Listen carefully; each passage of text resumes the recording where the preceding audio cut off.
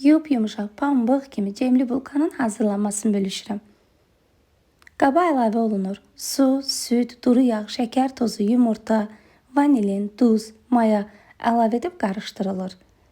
Qarışımı unun üzərinə əlavə edib yumuşaq ələ yapışmayan xəmir yoğrulur. Yoğrulan xəmirin üzərinə yumuşaq kərə yağı əlavə edib təkrar yoğrulur. Üzərini örtüb mayalandırılır. Mayalanan xəmirin havası alınır, eyni bərabər hissələrə bölüb kündələnir. Kündələr yayılır, hər bir tərəfinə duru yağ vurulur və 4 bərabər hissələrə bölünüb forma verilir. Soba listinə yerləşdirilir, təkrar üzərini örtüb 5-10 dəqiqə mayalandırılır.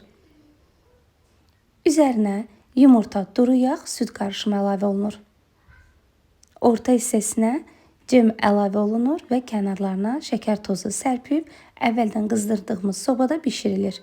İnanın, bişərkən qoxusu bütün evi bürüdü.